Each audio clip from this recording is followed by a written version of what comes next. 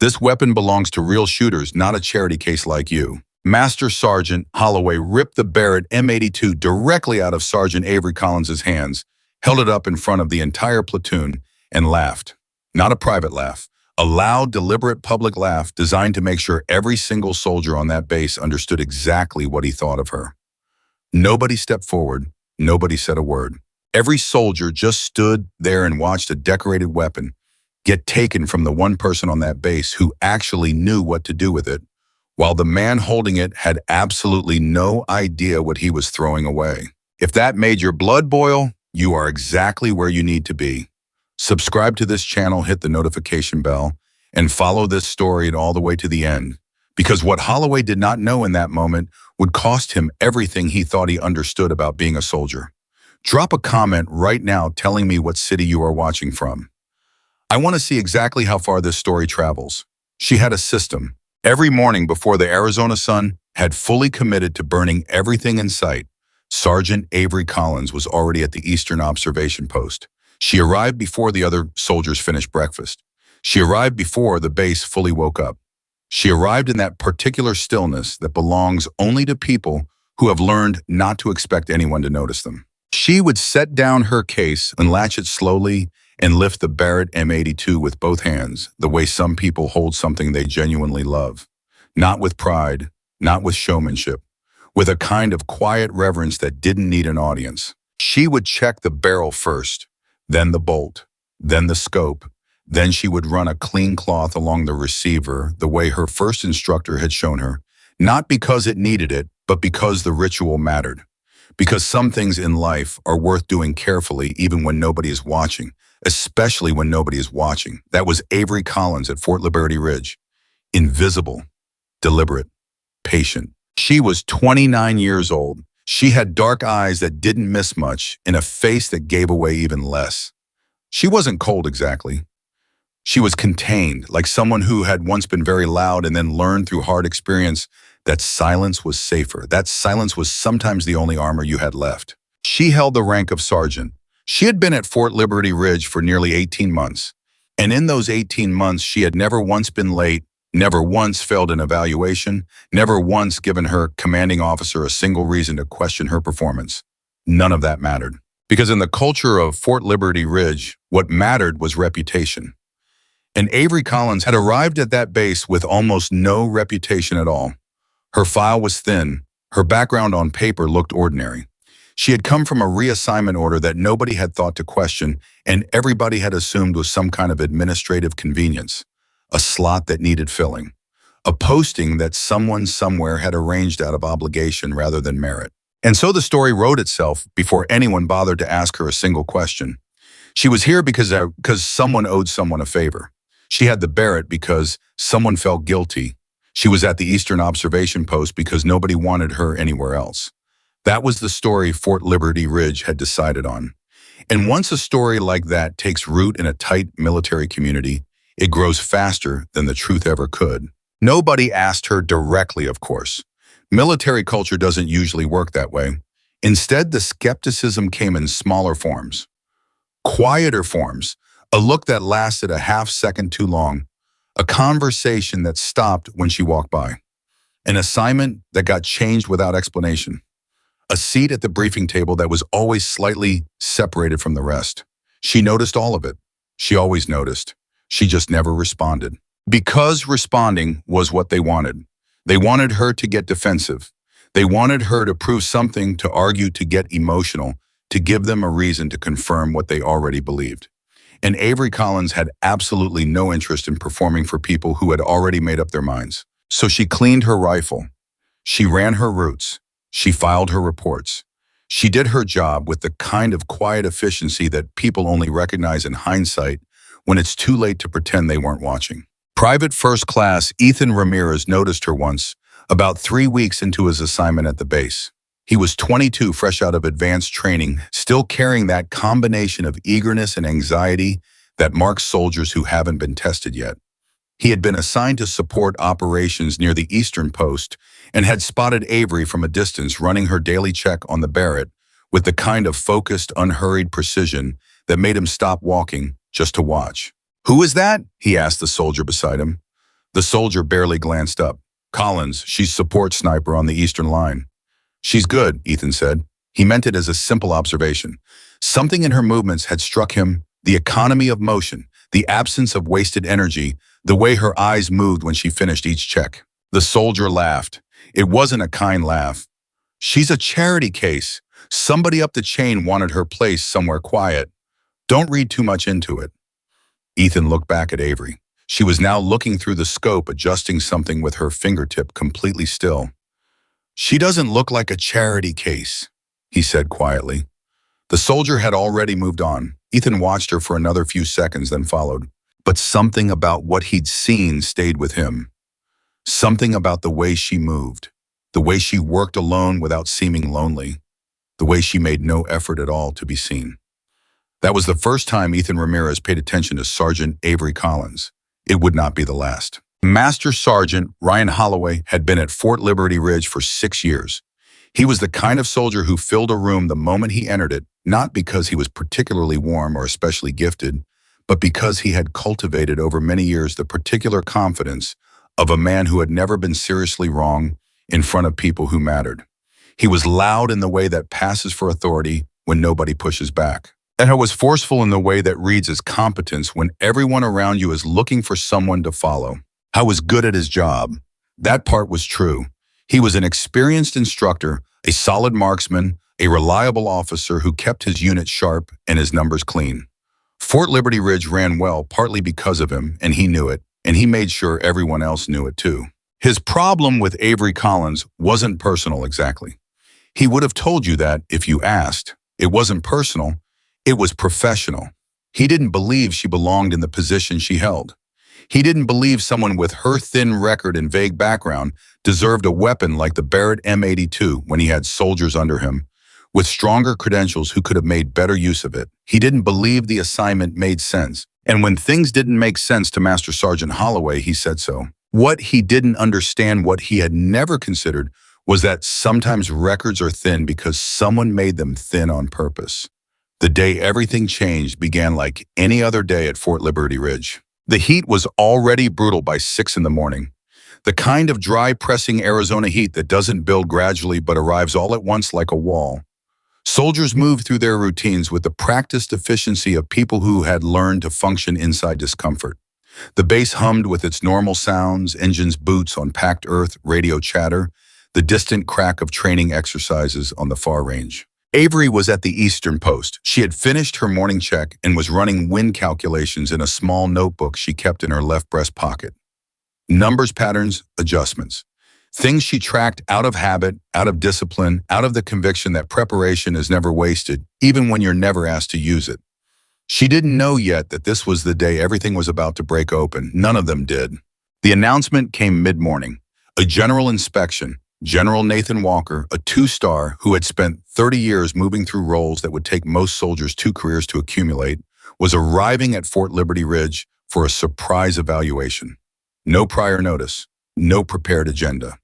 The kind of inspection that makes career soldiers sweat because there's no time to hide anything, no time to arrange the surface into something presentable. The base reacted the way bases always do in those moments. Controlled panic dressed up as urgency. Officers moved faster. Equipment got straightened. Reports got updated. Everything that should have already been done suddenly got done very quickly. Holloway was in his element. He moved through the base with the energy of a man who had been waiting for exactly this kind of moment, directing, correcting, positioning. This was a general's inspection, and Holloway intended to make sure that when General Walker looked at Fort Liberty Ridge, what he saw was a reflection of everything Holloway had built here. He didn't spare a thought for the Eastern Observation Post. He didn't spare a thought for Avery Collins. Why would he? She was a footnote. She was a box on an organizational chart. She was background. General Nathan Walker arrived by helicopter at Bureau 900. He was a lean man in his late 50s with the kind of posture that never fully relaxes even in civilian clothes. He had a reputation for being thorough and for being direct, the kind of general who asked the questions that made people uncomfortable because the answers to those questions mattered. He had overseen special operations intelligence integration, long-range strike capabilities. I had spent years building the kinds of units that don't appear in public records. He walked through Fort Liberty Ridge with a small staff moving efficiently from station to station. Holloway guided him through the primary facilities, the armory, the vehicle bay, the training ranges. He spoke confidently, fluently, the way men speak when they believe they are showing someone something they should be proud of. General Walker listened. He asked questions. He made notes. He gave nothing away in his expression. At the Eastern Observation Post, they paused. Avery was there. She was standing beside the Barrett, hands clasped behind her back, eyes forward. She had heard the inspection party approaching and had settled into the posture of a soldier who expects nothing particular to happen. General Walker looked at the Barrett. He looked at Avery's uniform. He glanced at her face, a glance, not a look, the kind of glance you give something that hasn't registered as important yet. And then he turned back to Holloway and asked a question about the vehicle maintenance logs. And that was it. He walked away. Avery watched him go. There was no dramatic reaction on her face. No disappointment she allowed herself to show. She had been walked past before. She was used to it.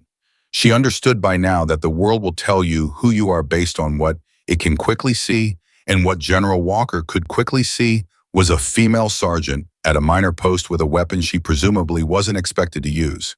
He couldn't see the records that no longer existed. He couldn't see the call sign that had been stripped from every database. He couldn't see 11 soldiers who were alive because of a decision she had made in the dark in a country whose name was classified in a moment when waiting for permission would have meant waiting too long. He couldn't see any of it because someone had made sure of that. Ethan Ramirez was passing the Eastern Post when the inspection party moved through. He caught a glimpse of the general walking past Avery without stopping, and something about it made him uncomfortable in a way he couldn't fully articulate. He had been watching Avery Collins in small, careful ways since that first morning he'd noticed her.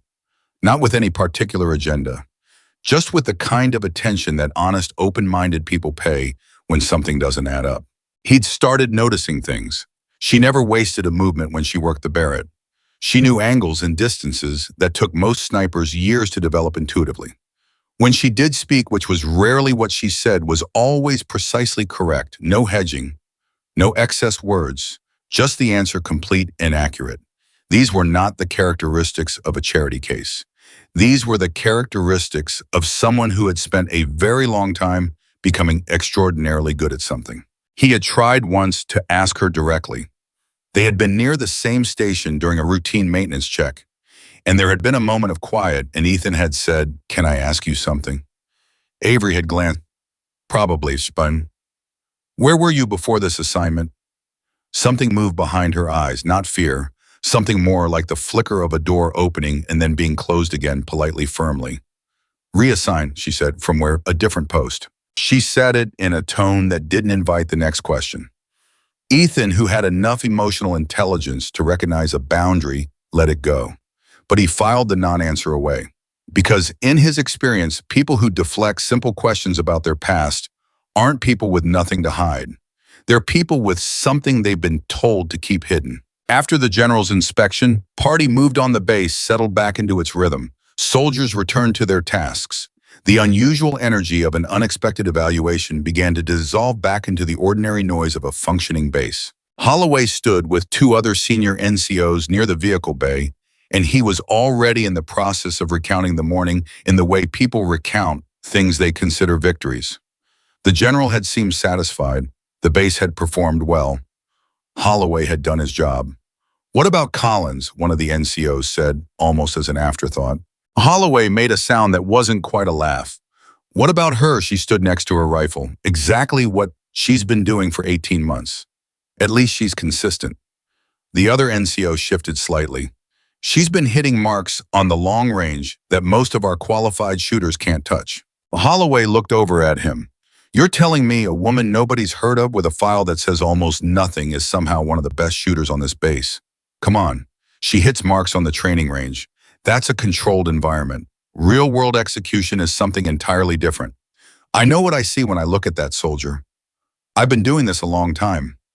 He said it with the full weight of his authority and experience, and neither of the NCOs pushed back. That was the problem with Holloway. He was never entirely wrong about everything, which made him very difficult to correct when he was wrong about something specific. Avery was back at her post working through a new set of calculations when she heard the footsteps. She recognized Holloway's walk before she turned around. You learn the sounds of people who make a point of being heard. He came to stand beside the Barrett, looked at it the way someone looks at an object they believe is misplaced, and said, "Collins." "Sergeant Major," she said, "General Walker's inspection went well. Thought you should know the base performed adequately." He said it like he was doing her a favor by including her in that assessment, like she was a minor participant in something that had nothing to do with her. "Good to hear," she said. He picked up the edge of the Barrett's carrying case with 2 fingers, looked at it, set it down. "You know, I've been meaning to talk to you about readiness protocols on the Eastern Post. I've been reviewing your daily logs, and I notice you're spending time on calculations that aren't required by your current assignment parameters." Avery met his eyes steadily. "I calculate because the conditions change. Wind shifts, heat affects dust. If I'm ever needed, I want the math already done." Holloway made a small sound. "If you're ever needed, right?" He looked at the Barrett again. "You know what, Collins, let me give you some honest feedback, since nobody else around here seems willing to. This weapon, the M82, it's not decorative. It requires a specific level of skill and combat readiness that your record doesn't support. I've seen your file. There's not much there. And I have soldiers under me, trained, experienced marksmen, who could put that rifle to better use. I don't know whose idea it was to put you here, but I'm going to be recommending a review of the Eastern post-assignment criteria." He said it directly, clearly, without apparent cruelty. Just facts from his perspective. Just the honest assessment of a senior NCO who believed he was doing the right thing. Avery said nothing for a moment. The silence stretched in a way that made Holloway slightly uncomfortable, though he wouldn't have admitted it. Then she said, "I understand, Sergeant Major." That was all. He waited, perhaps hoping for something more. A protest, a justification, anything that would confirm his assessment or at least give him something to work with. But Avery gave him nothing, just those 3 words, perfectly level, perfectly controlled. He left. She went back to her calculations. But something had shifted inside her that she didn't let show on the outside. Something quiet and old and very familiar. The particular frustration of being constantly measured by people using the wrong instrument. The exhaustion of knowing exactly what you're capable of and having nowhere to prove it because someone long ago decided to lock that information away. She thought about the mission. She always thought about the mission eventually when the frustration got heavy enough. She thought about the night that changed everything, not the shot itself, but the aftermath. The silence of command, the careful, deliberate erasure, the way her achievements had been folded into classified folders, and those folders had been put somewhere where no one would look. She thought about the call sign, Silent Falcon. She hadn't used it in 3 years. She wasn't allowed to. It existed in her memory and nowhere else, scrubbed from every active database, every operational record, every communication log. Someone had been thorough. Someone had been very motivated to make sure that particular name disappeared. But a name doesn't disappear from the person who earned it. Avery Collins folded her notebook closed, secured the Barrett, and stood for a long moment in the heat of the Arizona morning, looking out across the desert floor toward the distant edge of the training perimeter. She had been patient for 3 years. She could afford to be patient for a little longer. Ethan Ramirez found her later that afternoon during a break in the duty rotation. He had a question about wind compensation techniques that he'd been working on, a genuine question. Not an excuse to approach her, and she answered it without condescension, without performance, just clearly and exactly. She drew a small diagram in the corner of his notepad, showed him the relationship between temperature gradients and bullet drift, and explained it in language that made immediate sense. He stared at the diagram for a moment. "Where did you learn that?" She looked at him. He had the feeling again, the door opening, the door closing. "Experience," she said. "What kind of experience?" She almost smiled. Almost. The kind that doesn't come with a certificate. He looked down at the diagram again. The precision of it. The specificity. This wasn't something you learned on a training range. This was something you learned in field conditions under pressure, in situations where being wrong meant something worse than a failing grade. "Sergeant Collins," he said carefully. "Ramirez, I don't think you're who people on this base think you are." She looked at him for a long moment. There was something in his face that she hadn't seen often at Fort Liberty Ridge. Not pity, not skepticism, but a simple, honest attempt to see clearly. Most people aren't who other people think they are, she said. She picked up the Barrett case and walked back to the Eastern Post. Ethan stood where he was watching her go, with the quiet, absolute certainty that he was standing in the shadow of something much larger than Fort Liberty Ridge had ever given him reason to expect. The base continued its rhythm. Days turned. The heat stayed brutal. The inspections ended. General Walker had left the previous afternoon, apparently satisfied with what he'd seen. On the surface, nothing had changed. Avery continued her daily routine at the Eastern Post. She calculated. She maintained. She waited in the way that people wait when they know something is coming, but cannot control the timing of its arrival. She had learned during those 3 years of quiet that there are two kinds of waiting. There is the waiting of despair, which hollows you out slowly, and there is the waiting of preparation, which builds you from the inside out quietly and invisibly until the moment comes when it matters. Avery had chosen preparation every single day. While Holloway prepared his recommendation to review the Eastern Post assignment criteria, Avery Collins ran her calculations. While other soldiers debated her credentials over dinner, Avery Collins ran her calculations. While the base decided what it knew about her, Avery Collins ran her calculations.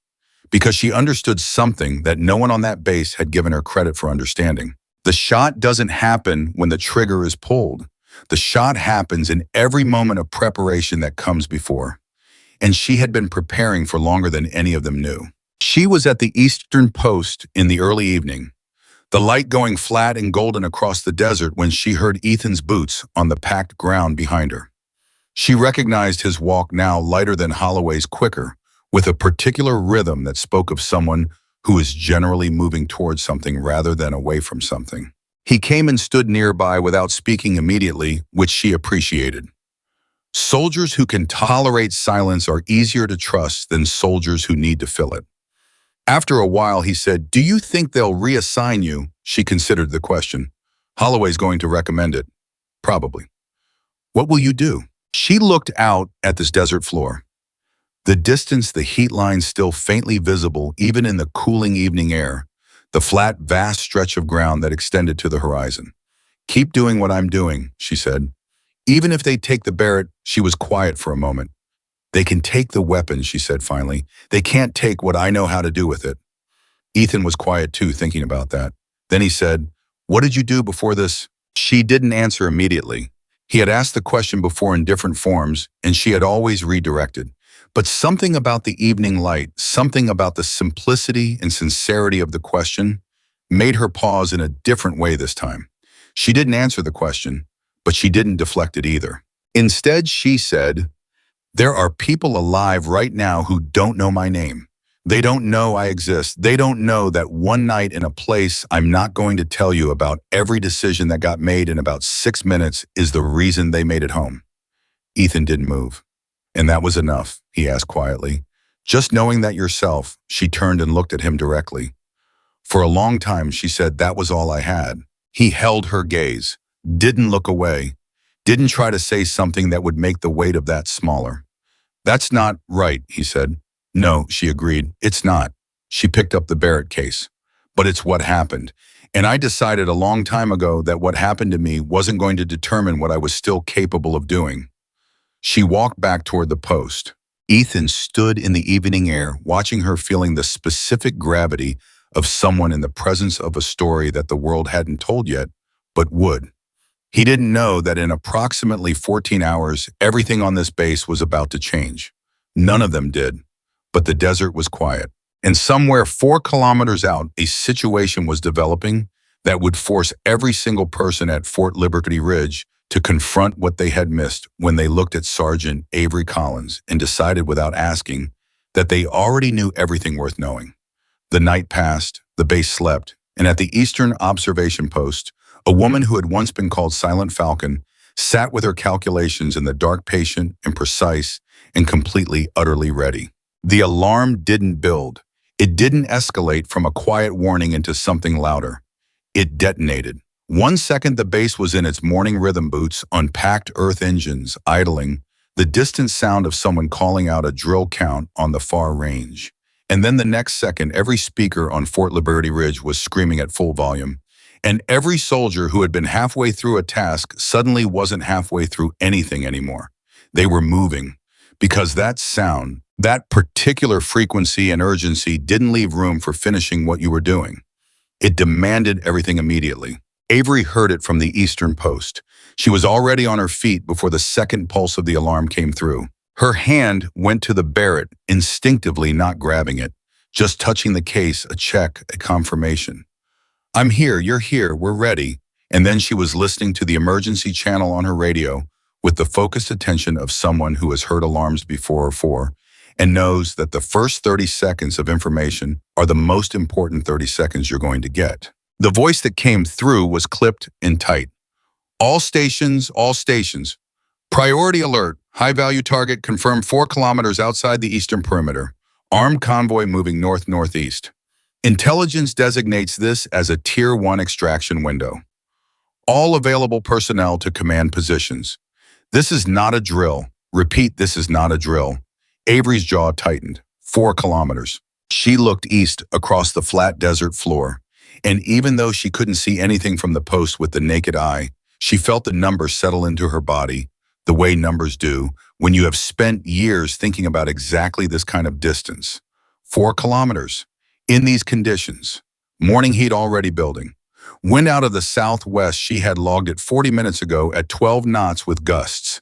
Heat shimmer was going to be a factor.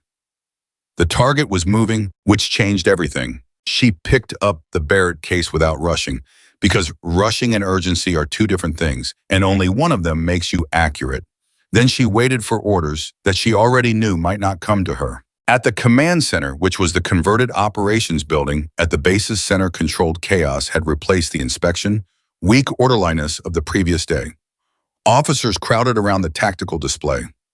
Radios were going on 4 channels simultaneously. General Walker, who had not yet departed Fort Liberty Ridge, his departure had been pushed back by a logistics delay. The previous afternoon was standing at the center of the room with the absolute stillness of a man who has been in rooms like this before and knows that panic costs more than it buys. "Give me the distance again," he said. 4.2 kilometers, sir. Moving north-northeast at approximately 40 kilometers per hour. Vehicle convoy 3 units, HVT, is in the center vehicle based on signals intelligence. Window before they reach the secondary road network is approximately 9 minutes. Walker looked at the tactical display. Long-range shooters. Who do we have? Holloway was already there. He had arrived at the command center 30 seconds after the alarm, which said something about his instincts, even if other things about him were more complicated. He stepped forward with the confidence of a man who considered this his moment. "I've got 5 qualified long-range shooters ready to deploy, General. Best positions on the ridge give us a partial angle. I'll take point." Walker looked at him. "You're telling me your best angle is partial?" "The terrain breaks at about 3.8 kilometers, sir. We lose clean line of sight after that, but we can work with what we have." Walker's expression didn't change. 9 minutes, 40 kilometers per hour. What's your realistic shot window? Holloway didn't hesitate. "I'll make it work, General." That was not an answer to the question. Walker heard it that way. "Get your shooters up," he said. "Now." They moved. Ethan Ramirez was in the middle of a briefing on maintenance logistics when the alarm hit, and by the time he had oriented himself and moved toward the command area, the 5 qualified shooters were already deploying toward the ridge positions.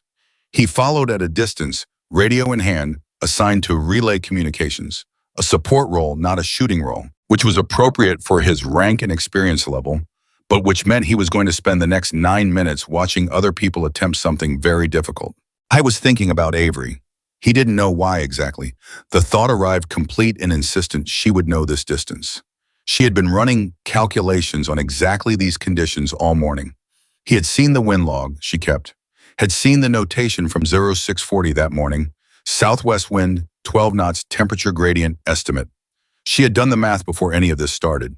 He looked toward the eastern post. He couldn't see her from where he was standing. He told himself it wasn't his place. The command structure had deployed its shooters. Holloway was up. This was how the system worked. He kept moving toward the relay position, but the thought didn't leave. At the ridge, the 5 shooters settled into their positions. The ridge gave them elevation, which helped an angle, which was partial. Holloway had told the truth about that. The convoy was visible in the spotting scopes, three vehicles moving steadily, the center one slightly larger than the others, kicking up dust in a flat plume behind it. The distance was enormous. Not unheard of, there were confirmed long-range shots in military history that exceeded this, but in these conditions, with a moving target, with the heat shimmer, already distorting the lower atmosphere, this was genuinely, objectively, brutally difficult. Holloway settled behind his rifle. His spotter called the wind. He adjusted. He breathed. He was a good shooter, that was still true. He was methodical and experienced, and he understood the mechanics of what he was attempting. He fired. The crack of the shot went across the desert, and then there was nothing. A full 2 seconds of nothing while the round traveled its impossible distance. Then the spotter said, "Miss, long right." Holloway adjusted, fired again. Miss, short. The convoy kept moving. 7 minutes remaining, came the voice over the radio. The other shooters were calculating their own angles. 2 of them fired within 30 seconds of each other. The spotter tracked both impacts. Neither hit. One was close, dangerously close, which would alert the convoy if they had any competent security, which they did. The convoy accelerated. "They're increasing speed," the spotter said, "now approximately 55 kilometers per hour." The window was collapsing faster than anyone had calculated. Back at the command center, Walker was watching the tactical display with the expression of a man doing mathematics he doesn't like the outcome of. The convoy was still moving. His shooters were still firing. The window was now 6 minutes and shrinking. "What's the terrain beyond the secondary road network?" he asked. "Civilian population corridor, sir. We lose the engagement window completely." Walker was quiet for 3 seconds. In that room, 3 seconds felt like a week. "Options," he said. "Air interdiction is 12 minutes out, sir. Vehicle pursuit would require 15 minutes to reach intercept range. Neither option fits the timeline." Walker pressed his lips together. "Then we need someone who can make this shot, right now, with what we have." Nobody in the command center said anything, because the people in that room had already made their assessment of the shooters on this base, and their assessment had been confirmed by watching 5 qualified marksmen miss a moving target at 4 kilometers with a closing window. They didn't have anyone who could make this shot, except they did. They just didn't know it yet. Ethan Ramirez was at the relay point when it hit him with enough force that he actually stopped walking. He stopped completely in the middle of moving toward his position and stood still for exactly 2 seconds. She had run calculations this morning. Wind temperature, distance gradients. She tracked these things every single day. She wasn't doing it for the training range. She was doing it because this is what she was, someone who lived at the intersection of mathematics and precision and had spent years keeping that skill sharp in complete obscurity because that was all she was allowed to do with it. 4 kilometers, Barrett M82, wind logged at 0640 southwest 12 knots. I was already moving before he finished the thought. Not toward the relay position, back toward the eastern post. He ran. Avery heard him before she saw him. Running footsteps have a different quality than walking footsteps, and Ethan's running footsteps had a particular urgency to them that made her stand and face the direction of approach before he came into view. He arrived breathing hard. He covered the distance from the relay point at a dead run. His face was serious in a way she hadn't seen before. "They're missing," he said immediately. "Holloway and the others? Convoy is accelerating. Window is under 6 minutes. Avery looked at him. "Distance," she said, "started at 4.2, probably 3.9 now with the movement. Speed, spotter logged 55 kilometers per hour when I left." She was already doing the calculation. He could see it in her eyes, not confusion, not hesitation, just rapid, accurate processing. The kind of calculation that happens so fast it looks like intuition, but isn't. "Wind," she said, "southwest. They were calling 12 at the ridge, but the ridge position is elevated, so ground level here might be different." She looked at the small wind indicator she kept at the post. 8 knots. The ridge was getting more exposure. She had the cleaner read. "I logged 8 here at 0640, she said. "It's been consistent." Ethan stared at her. "Can you make it?" She didn't answer that question because it was the wrong question. The right question was what the math said, and the math didn't care about the politics of who was being asked to shoot. "Go to the command channel," she said. "Tell them the Eastern Post is requesting authorization." Use those words exactly. Authorization, not permission, not a suggestion, Authorization. Ethan blinked. They're not going to Ramirez. Her voice was level, clear. Go. He went. At the command center, the radio crackled and a young soldier's voice came through the primary channel. Command Eastern Post is requesting authorization. Repeat, Eastern Post requests authorization to engage. Walker looked at the radio, then at his communications officer. Who's at the Eastern Post? The communications officer checked. Sergeant Collins, sir, support sniper, Barrett M82. Holloway, who had come off the ridge when it became clear the angle was failing, was in the command center doorway. He heard this. His face went through several expressions in rapid sequence: surprise, skepticism, and then something that he might later have called irritation. But that was actually the beginning of something much less comfortable than irritation. Collins doesn't have he started. Walker held up one hand, not aggressively, just with a completeness that meant stop talking. He looked at the tactical display. 5 minutes and change, the convoy was clear of the ridge angle now. His shooters on the ridge had no viable engagement window anymore. The convoy had effectively moved past what his best positioned shooters could reach with any realistic probability of success.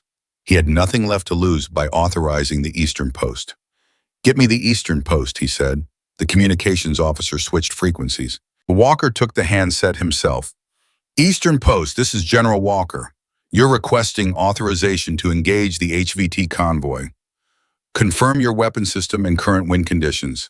At the Eastern Post, Avery had the Barrett up and was running her final check. Ethan was back beside her, and he held the radio close so she could speak without breaking position.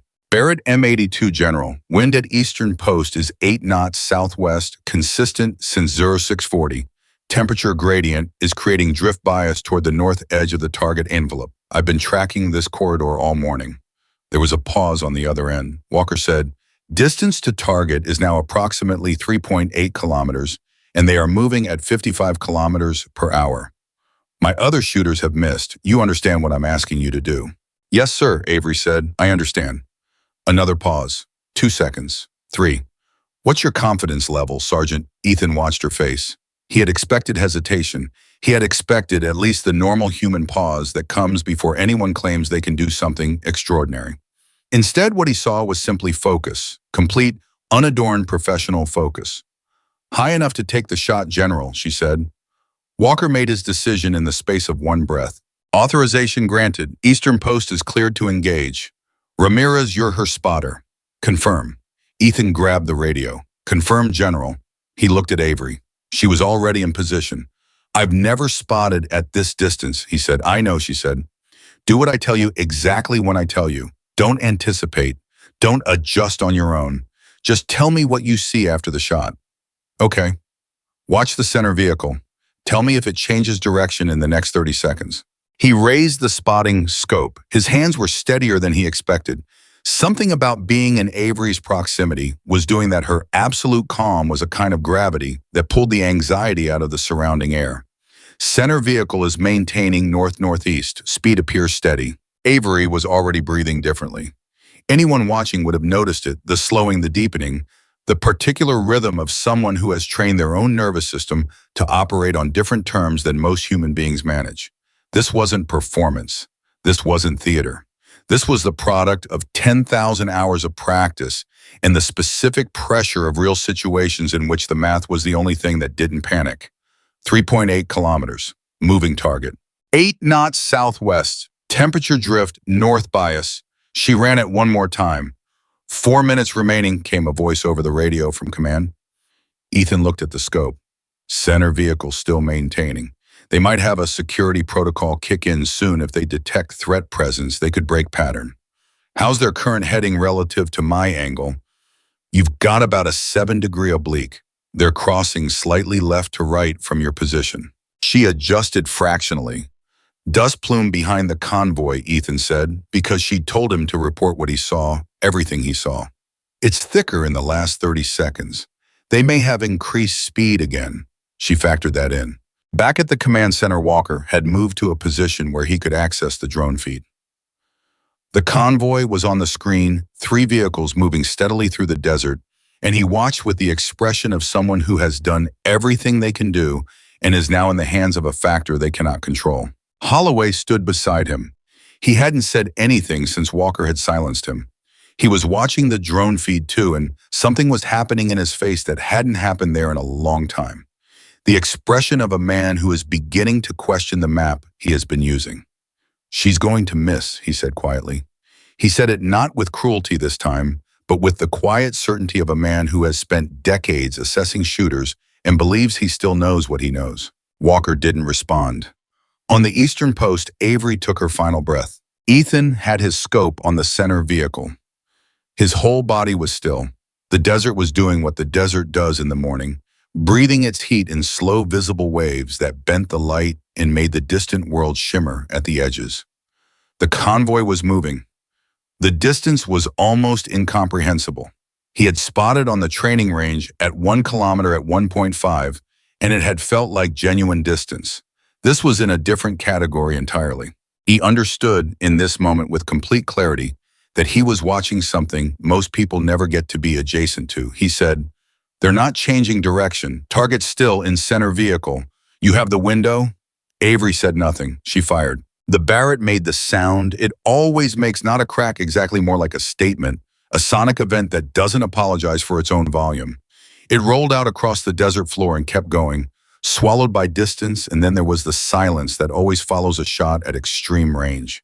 The silence that lasts exactly as long as the bullet needs to travel, which at this distance was measurable in human heartbeats. 1, 2, 3. Ethan had his eye to the scope so hard he forgot to breathe. And then the center vehicle stopped. It didn't slow, it stopped. The kind of stop that happens when something structural and essential has been interrupted, and the vehicle's forward motion became immediately irrelevant. Ethan said, "Hit." His voice came out in a way he hadn't planned, small, disbelieving, reverent. "Confirming center vehicle is stopped," he said louder now into the radio. "Target is down." "But down." Repeat, "Target is down." The command center went completely silent. General Walker was looking at the drone feed. The center vehicle had stopped. The flanking vehicles were braking. There was movement around the stopped vehicle, personnel reacting, trying to understand what had just happened, but the target vehicle was stationary. And based on the intelligence they had, the HVT was in that vehicle and the HVT was not going anywhere. "Confirmed hit," came the drone operator's voice, and it had in it the particular quality that voices get when they are reporting something they did not fully believe was possible. "One shot, Eastern Post, your shot is confirmed." Nobody cheered, not immediately. The room was too stunned for immediate cheering. Walker set down his handset very slowly. He looked at the drone screen. He looked at the distance marker on the tactical display. He looked at Holloway, who was standing 3 feet away, with an expression on his face that had no name in the vocabulary of military culture. Something between professional shock and the slow grinding recognition of a fundamental error. 3.8 kilometers, Walker said quietly. "Moving target, 1 shot." Holloway said nothing. "And she's been on your base for 18 months, Walker said. It wasn't a question. Holloway's jaw moved. Nothing came out. Outside, the base was beginning to process what the radio had just told it.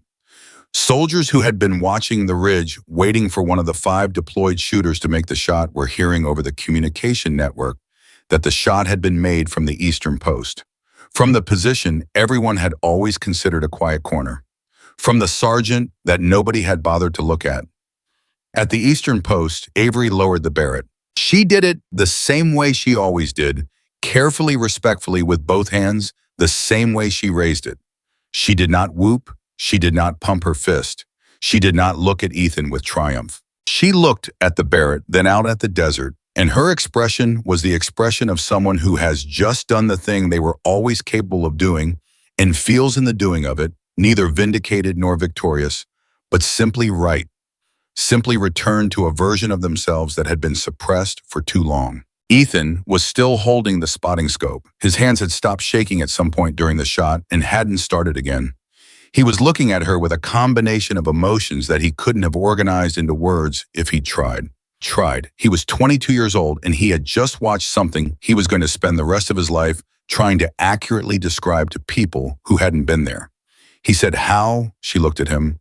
"All those calculations," she said, "all those mornings." He thought about it. Every morning at this post, every wind log, every temperature notation, every number in that small notebook, while everyone on this base had decided she was decorative, while Holloway was preparing his recommendation to review her assignment, while General Walker had walked past her without stopping. She had been doing the math every single day. He said, "Sergeant Collins." She looked at him. "I'm sorry," he said, "for how this base has treated you. I'm sorry I didn't say something sooner." She was quiet for a moment. The desert was coming back into its normal sounds. A light wind, the distant hum of base operations, the far-off sound of radio chatter that was now very much about what had just happened. "You saw me?" she said simply. "Before any of this, you saw me." He nodded. "That mattered," she said. She picked up her notebook, closed it, slipped it back into her breast pocket. General Walker's voice came over the radio directly on the Eastern Post frequency. "Sergeant Collins, report to command." She acknowledged. She secured the Barrett. She looked at Ethan once more, and there was something in her expression that he couldn't quite read. It wasn't happiness exactly, and it wasn't relief. It was something older and quieter than either of those things. The expression of someone who has carried something very heavy for a very long time and has just been given for the first time in 3 years permission to set it down. "You coming?" she said. "Yes," he said immediately. They walked toward the command center together. And this part is important because of how the base reacted as they walked through it. Soldiers who had been going about their duties. Soldiers who had been near radios and communication stations. When the drone operator's voice came through saying, "Confirmed hit, 1 shot, Eastern Post," those soldiers stopped what they were doing. They didn't form a line. They didn't organize. But they stopped one by one as Avery and Ethan moved through the base, and they watched. And the watching wasn't the kind of watching that Avery had experienced for 18 months, the sideways glances, the dismissive half-attention. This was different. This was the watching of people who are recalibrating, who are taking something they thought they understood and realizing they need to start over. A young soldier near the vehicle bay, who Avery had passed 100 times without acknowledgement from either direction, stopped and said, "That was you, the Eastern Post shot." Avery kept walking. "Yes," he stared after her. Another soldier, a corporal who had once been in the group that laughed when Holloway made his comment about the Barrett belonging to real shooters, was standing at the edge of the path. He didn't say anything. He just watched her pass with an expression that was working very hard at something. Near the command center entrance, 2 officers were in conversation. They stopped when they saw Avery approaching. One of them, a lieutenant who had been at Fort Liberty Ridge longer than almost anyone, said, "Sergeant Collins, outstanding work." He said it simply without theater, and she nodded, and it was the kind of acknowledgement that would have meant nothing 6 months ago, because it had no weight behind it, and meant something now, precisely because of how much weight had accumulated in the preceding 3.8 kilometers. At the command center entrance, Holloway was standing. He had come out, Ethan realized intentionally. He wasn't blocking the door, he was just standing there, waiting. The way someone stands when they've decided they owe something and they're not going to let themselves avoid the moment of paying it. Avery stopped in front of him. Holloway was a big man, broad and solid, with the bearing of someone who had spent decades not backing down from anything. Right now, he looked like none of those things. He looked like a man who had just discovered that the ground he'd been standing on confidently was not as solid as he thought. He said, "Collins." She waited. "That was..." He stopped, started again. "That shot was..." I didn't have the word, or he had the word, and it cost him something to say it. He was quiet for a long second, and then he said very directly, meeting her eyes, "That was the best shot I've ever seen on this base, or anywhere." He said it clearly. No qualifications, no softening around the edges. Avery looked at him for a moment. "Thank you, Sergeant Major," she said. She walked into the command center. Ethan, following, glanced at Holloway's face as he passed. What he saw there was not the expression of a man who had been defeated. It was something harder and more expensive than that. It was the expression of a man who was discovering at considerable cost to his self-image that understanding something incorrectly is not the same as being a bad person, but that the correction still has to happen fully and honestly without excuses. It was the expression of someone beginning to grow. Inside the command center, Walker was at the main console. Several officers were present. The energy in the room was different from the frantic urgency of 20 minutes ago. It was the compressed, tightly controlled energy of a room that has just witnessed something extraordinary and is trying to process it through the normal channels of military procedure, which are not always well designed for processing the extraordinary. Walker turned when Avery came in. He looked at her the way he had not looked at her during the inspection, fully directly with his complete attention of a man who has just understood that he missed something significant. "Sergeant Collins," he said, "General Walker. One shot, 3.8 kilometers, moving target." She didn't nod or respond with false modesty. She just stood at attention and held his gaze. "Walk me through it," he said, "from the moment you heard the alarm." So she did. She walked him through the wind calculation she'd already run that morning. She walked him through the temperature gradient analysis she'd been tracking for weeks on the eastern approach corridor. She explained the drift bias, the moving target compensation, the specific adjustments she'd made when Ethan reported the possible speed change.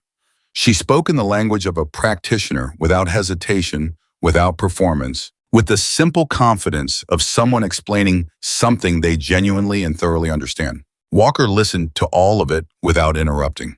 When she finished, he was quiet for several seconds. Then he said, "How long have you been running these calculations on the eastern approach?" "Since the second week of my assignment, sir." 18 months. "Approximately, yes." Another silence. Walker looked at the officers in the room. He looked at the tactical display where the drone feed still showed the stopped convoy. He looked back at Avery. "Your file," he said. "It's remarkably thin for a soldier of your apparent capability. Would you care to explain that?" And in the command center of Fort Liberty Ridge, with a general who had walked past her asking her directly with a room full of people who had just watched her do the impossible and were now listening with the full, undivided attention that had been withheld for 18 months. Sergeant Avery Collins looked at General Nathan Walker and said, "That's a conversation I'm ready to have, sir. I've been ready to have it for 3 years." Walker pulled up a chair. He sat down. He said, "Then let's have it." And the room went completely still. Because every person in it understood that what was about to happen was not a debrief about a sniper shot. What was about to happen was the opening of something that someone somewhere had worked very hard to keep permanently closed. The temperature in the room didn't change. The lights didn't shift. Outside, the desert continued doing what the desert always does in different, patient vast. But inside that command center, in the space between a general's question and a sergeant's answer, 3 years of buried truth was about to surface, and nobody in that room was going to leave it the same way they'd come in. Avery Collins took one breath, and she began. She didn't start with the shot. That surprised everyone in the room. Every person sitting in that command center had been expecting her to begin with the mission itself, the classified operation, the ambush, the moment that changed everything. They were expecting a dramatic opening, the kind of story that begins at its most intense point and pulls you in immediately. Instead, Avery Collins began with a name. "Before I tell you what happened," she said, "I need you to understand who I was before it happened, because the two things are connected. And if you don't understand the first part, the second part won't make sense." Walker nodded once. "Go ahead." "My name in the operational community 3 years ago was Silent Falcon.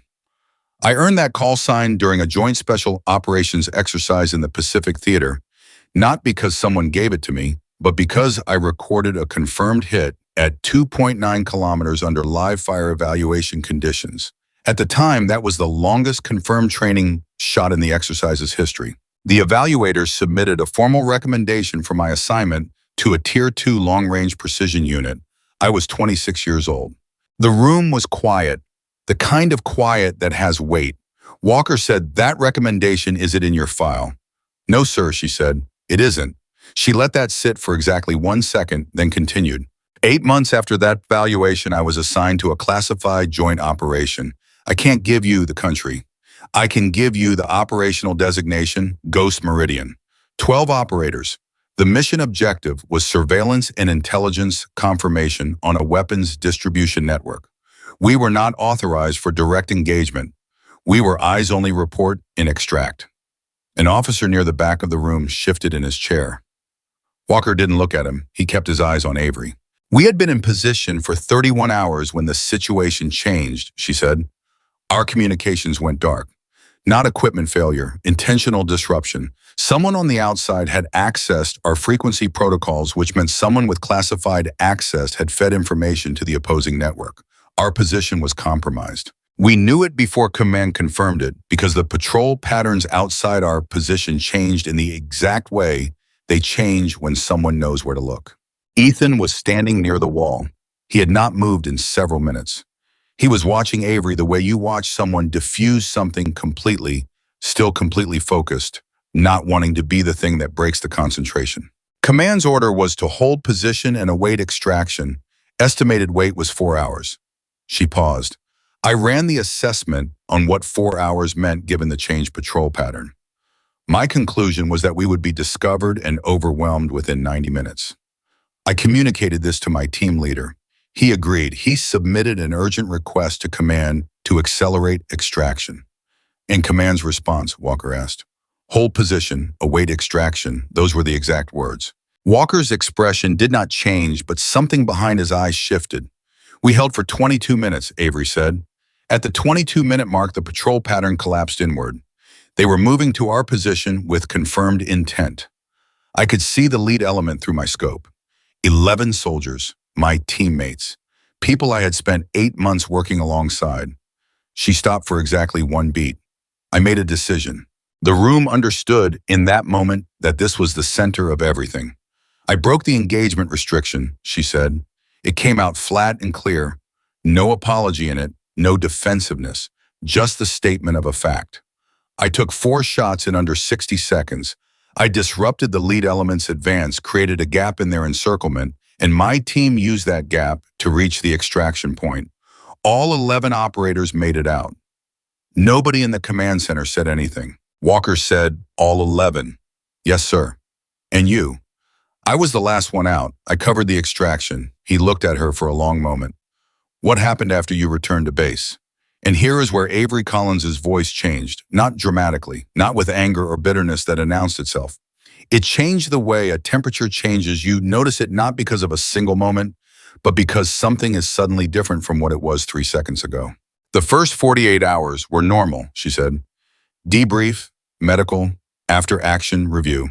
My team leader filed a full account. He documented what I did accurately and completely, including the engagement violation and the outcome. He recommended my actions for formal recognition. The other operators signed the report. Walker said, and after 48 hours, I was called into a separate meeting. Just me. No team leader. 2 officers I had not previously met and 1 civilian whose identification I was not given. She paused. They told me that my actions during Ghost Meridian, while operationally effective, had created a significant intelligence exposure. By engaging, I had revealed to the opposing network that their communications had been monitored. This had, according to them, damaged an ongoing intelligence operation that was larger than the mission I had been part of. The officer near the back of the room had gone very still.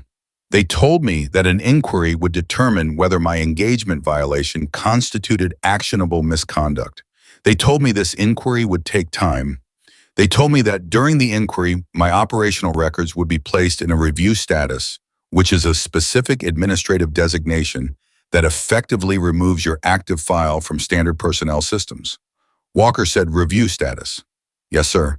"That inquiry," he said, "was it ever completed?" Avery looked at him steadily. "To my knowledge, no formal inquiry was ever concluded. No findings were ever communicated to me. No determination was ever made. What happened instead was that my records remained in review status indefinitely. My call sign was removed from active databases. My operational history was reclassified, and I was reassigned to Fort Liberty Ridge under a transfer order that listed my previous assignment as administrative support, which is not what I was and was not accurate."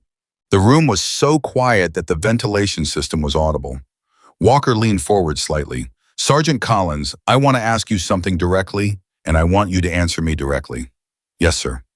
"Do you believe your records were buried to protect the intelligence operation, or do you believe they were buried to protect specific individuals?"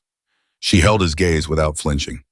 "Both," she said. "I think those 2 things were the same thing in this case." That was the moment, the real moment. The sentence that had been building since she walked into that room, since she'd made the shot, since she'd been standing at the Eastern Post for 18 months, running calculations and waiting for a day that might never come. Walker sat back. He said quietly to the room, "Everyone except Sergeant Collins and Corporal Ramirez, please step outside." It took 30 seconds for the room to clear. Some officers left quickly. A few moved slower with the particular reluctance of people who want to hear what comes next. The officer near the back wall was the last to leave, and he paused at the door, and Walker looked at him and the officer left. The door closed. In the silence, Walker looked at Avery for a long moment. Then he said, "I know about Ghost Meridian." Avery didn't move. Ethan across the room felt the air change. "I wasn't involved in it," Walker said, "but I became aware of it approximately 14 months ago during an unrelated review of classified operational outcomes from that period. I flagged it because the after-action documentation was incomplete in a way that is unusual. When I pulled the thread, the file closed on me very quickly. Someone with access significantly above my pay grade shut that access down within 6 hours of my inquiry." He paused. "I made a note. I moved on. I was not in a position at that time to push further." He looked at her. "I want you to know that I did not know you were here. I had no information connecting the Ghost Meridian record gap to a specific individual, let alone to a sergeant at Fort Liberty Ridge." Avery said, "I know, sir." "How do you know?" "Because if you'd known I was here," she said simply, "you wouldn't have walked past me." Walker closed his eyes for exactly 2 seconds, then opened them. "No," he said, "I wouldn't have." That honesty, that simple, direct admission landed in the room with a weight that no military language could have carried. It wasn't an apology. It was something more valuable than an apology. It was clarity. It was a man of genuine authority, acknowledging without cushioning that he had failed to see something he should have seen. Ethan, standing against the wall, felt something shift in his chest. He was 22 years old, and he was watching two people have a conversation that most people in the military never get to have, the conversation where the system admits out loud that it failed. Walker said, "Tell me about the two officers and the civilian." Avery gave him what she had. Names she'd memorized both from their uniforms and from everything she'd researched in the years since. One of the officers she'd been able to partially identify through public record connections. The civilian remained unknown to her. She gave Walker the physical description she'd retained with the precision of someone who knew, even in that moment, that she might need to recall it someday. Walker listened and wrote nothing down. He stored it. She could tell. He had the listening posture of someone who is committing information to memory rather than paper, which meant he understood that this particular information should not exist in written form yet. When she finished, he said, "Why didn't you go to the Inspector General or a congressional representative? There are channels." She looked at him. "With what documentation, sir? My file says I was in administrative support.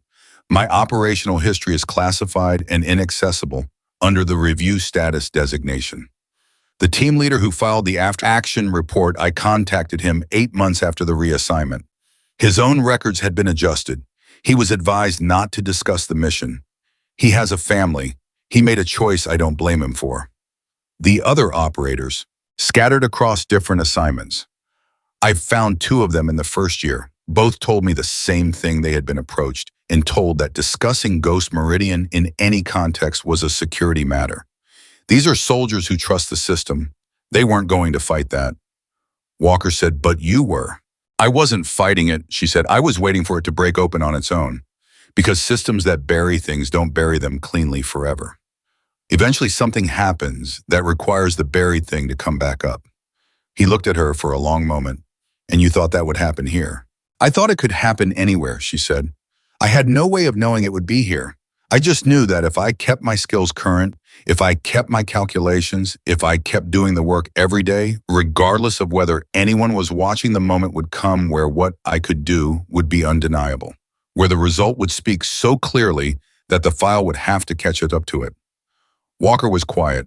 Then he said something that Ethan Ramirez would remember for the rest of his life. "Sergeant Collins," he said, "I want to tell you something that is not a military assessment and not an official statement. I want to tell you this as one human being to another because I think you've waited long enough to hear it." He paused. "What you did during Ghost Meridian was right. The decision you made under those conditions, with the information you had, with the time you had it, was the right call. 11 people are alive. That is not a secondary outcome. That is the outcome. Everything else is bureaucracy and fear. Avery said nothing, but her jaw moved in a way that it hadn't moved before. Ethan watched her and understood that what he was witnessing was not weakness. Witnessing was 3 years of wait-finding for the first time somewhere to land. Walker said, "I'm going to make some calls today. I'm going to make them personally, not through staff, and I'm going to make them to people who have the authority to reopen what was closed. I won't make you promises about outcomes because I don't control all the outcomes. But I will tell you that what happened this morning, the shot, this conversation, your records, none of it goes back in a box." He said the last sentence with a particular firmness that sounded like a commitment. Avery said, "Sir, there's one more thing." Walker waited. "The weapons network," she said, "the one connected to the convoy this morning. The intelligence designation on the target," heard the communications officer read it out. "It matches the secondary network designation from Ghost Meridian. The same network, 3 years later, still active." The silence that followed this was a different kind of silence from all the previous silences in the room. It was the silence of a very large piece falling into a very specific place. Walker said very carefully, "You're telling me the target we neutralized this morning is connected to the original intelligence operation from Ghost Meridian." "I'm telling you the designation matches," she said. "Whether that connection is coincidental or structural, I don't know, but I've been logging that designation in my personal records for 3 years because I was told the original operation had been damaged by my engagement. If the network is still active and still operating on the same communication architecture, then the claim that my actions caused intelligence damage needs to be seriously re-examined." Walker stood up. It was not a man who made dramatic physical movements, but he stood up with the particular purposefulness of someone who has just decided something important and is not interested in spending additional time on the decision. "Ramirez," he said. Ethan straightened. "Sir, you don't repeat what was said in this room." "No, sir." "Collins." He looked at her. "You stay on the Eastern Post. You don't change anything about your routine." "Not yet. Give me 72 hours. She looked at him, and after 72 hours, Walker allowed himself something that was almost a smile. Almost. "After 72 hours, he said, a lot of things are going to look very different." He moved toward the door. He stopped with his hand on the frame and turned back. "One more question," he said. "The call sign, Silent Falcon, did you choose it or was it assigned?" Avery said, "My first team leader gave it to me after the Pacific Theater evaluation. He said Falcons don't announce themselves. They're already above you before you know they're there." Walker nodded slowly. "That man knew what he was looking at," he said. He walked out. The door closed. Avery and Ethan were alone in the command center. Outside through the walls, they could hear the muffled sounds of the base returning to something like normal operations. Radio traffic vehicle movement, the distant ordinary noise of a military installation, processing an extraordinary morning. Ethan let out a breath he had apparently been holding for quite some time. 3 years, he said. 3 years, she confirmed. He looked at her. How did you stay? How did you not just walk away from all of it?" She thought about the question. She gave it the respect of actual thought rather than a ready answer. "Because walking away would have meant accepting their version of who I was," she said. "And I knew exactly who I was. I had done the work to become that person. No one had given it to me, and no one could take it from me, even if they took everything else." She paused. "You can erase a file. You can't erase what someone has built inside themselves." Ethan nodded slowly. "The soldiers you saved," he said, "during Ghost Meridian. Did you ever think about them?" "Every day," she said without hesitation. "Do they know it was you?" "Some of them. They're not allowed to say so officially, but a few of them, yes, they know." "Is that enough?" he asked. She was quiet for a moment, looking at the floor and then back up at him with the directness that he had come to understand was simply how she operated, no performance in it, no filter. "Some days," she said, "some days it's exactly enough. Other days it's the hardest thing in the world. I didn't try to fix that. He just let it be true, which was the right thing to do." Outside the command center, the base was moving. Soldiers were talking. Word had traveled the way word travels in tight military communities. Fast and slightly distorted and absolutely unstoppable. The Eastern Post shot was the sentence on everyone's lips. 3.8 kilometers. One shot. Collins. And somewhere in that spreading information, the name Silent Falcon was beginning its journey back from wherever it had been buried. Not officially, not yet. Walker's 72 hours was still a clock that hadn't finished running. But in the way that things that are true tend to resurface when the conditions are finally right, in the conversations between soldiers who were recalibrating, in the expressions of people who were reconsidering, in the particular charged atmosphere of a base that had just watched something extraordinary and was trying to absorb what it meant, the name was moving. Holloway was in the corridor outside the command center when Avery came out. He had been there for a while. Ethan could tell from the way he was standing that he hadn't left after being asked to step outside. He had stayed in the corridor and he had heard things through the door. Not everything, not the details, but the shape, the emotional architecture. Enough, he looked at Avery. She looked back. There was a long moment in which neither of them moved. Then Holloway said, "Collins, I owe you more than an apology, but I'm going to start with one." He said it without the ease of a man who apologizes often. He said it with a particular difficulty of a man doing something unfamiliar and doing it anyway. "I was wrong about you. I was completely wrong. And I was wrong in front of people. And it cost you something, and I'm sorry." Avery looked at him for a moment. "You weren't the first," she said. "You won't be the last." "That doesn't make it okay," he said. "No," she agreed. "It doesn't." Another moment. What can I do?" he said. "Now, what can I do that's actually useful?" She thought about it. The soldiers on this base are going to have questions. They are going to form opinions about what happened and why, and some of those opinions are going to be wrong. You have credibility here that I don't have yet. Use it to tell an accurate story. He nodded, slowly but completely. "I can do that," he said. She walked past him. He watched her go. Ethan paused beside Holloway as he followed her, and Holloway said very quietly, almost to himself, "I've been in this uniform for 22 years. I thought I knew how to see." Ethan looked at him. "You do," he said. "You just had to look again." He followed Avery out into the afternoon. The desert was still the desert. The heat was still brutal. The base was still going through its motions with the particular momentum of a place that has had something very large happen and is still deciding how to hold it.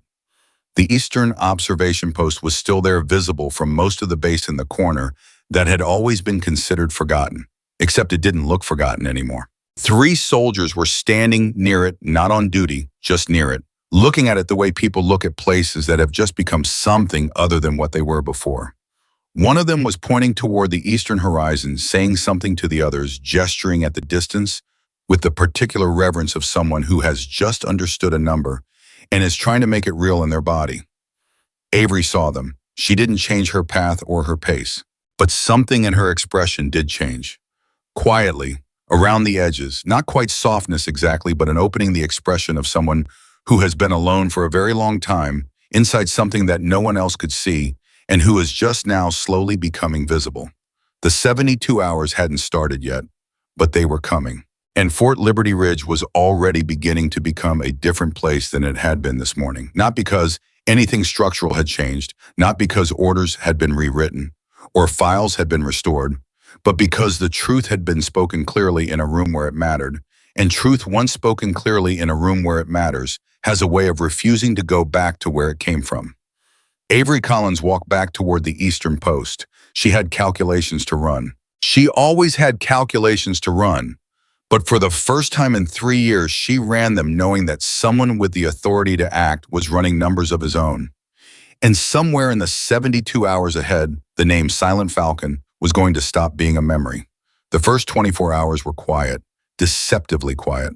The kind of quiet that happens when something large is moving underground and hasn't broken the surface yet. Avery knew that quiet. She had lived inside it for 3 years. She recognized its particular texture, the way ordinary things continued to happen on the surface, while something irreversible was building underneath. She ran her calculations at the eastern post. She filed her daily logs. She ate in the mess hall at the same time she always ate, sat where she always sat, and spoke when spoken to, which was more often now than it had been yesterday. That part was new. The looks were different. Some soldiers still didn't know what to make of her, but the old dismissiveness was gone, replaced by something more complex, a mixture of curiosity and the particular discomfort of people who are realizing they owe someone a different kind of attention than they've been paying. She didn't perform for any of it. She just kept being exactly what she had always been. Ethan found her at the post around 1400 on the first day. He had spent the morning doing his assigned duties with the particular focus of someone who is processing something large in the background while keeping the foreground functional. He came and stood near the post without making it a production the way he always did, and Avery acknowledged him with a glance and kept working. After a few minutes, he said, "Walker's still on base." She didn't look up. "I know." His departure got pushed again, no official reason given. That means he's making calls he doesn't want to make from a moving vehicle. Ethan thought about that. Is that good or bad? "It means he's serious," she said. "Calls you need to be stationary for our calls where the other person is also serious." He was quiet for a moment. "Then are you scared?" She looked at him then. The question surprised her not because it was intrusive, but because it was honest, and honest questions from people who genuinely want to know the answer are rarer than they should be. "Of what specifically?" she said. "That it doesn't work.